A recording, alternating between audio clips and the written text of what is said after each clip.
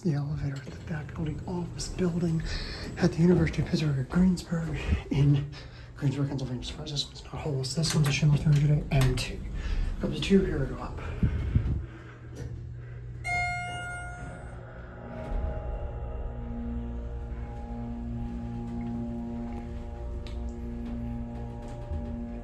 Here 2.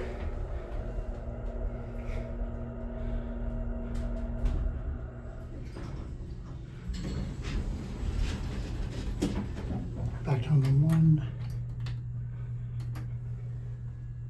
That person has a lot of political opinions. No phone. Pitt Greensburg seems to be really bad with phones in their elevators. We just have like an emergency card. It's somewhat bright in the front, not as bright in the back. It's a basic Schindler cab, has a dark red trim.